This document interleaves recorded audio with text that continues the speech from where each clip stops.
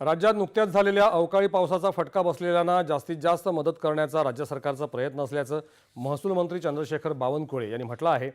यासाठी केंद्र सरकारच्या निकषांप्रमाणे कारवाई सुरू आहे। निकषात कोणतेही बदल केलेले नाहीत।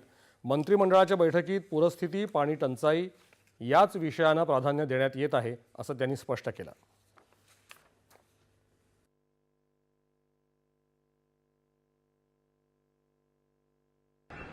नुकसान झालं आहे त्याची नुकसान भरपाई देण्याकरता माननीय मुख्यमंत्र्यांनी पंचनामे करण्याचे आदेश दिले आहेत।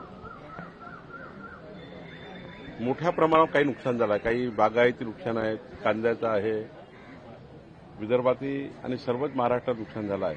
हे केंद्र सरकारच्या निकषाच्या बरोबरीचे सारे निकष आहे, राज्यांनी उलट वाढवलेले आहे आणि त्यामुळे कोणताही निकष हा कुठलाही बदल नाही।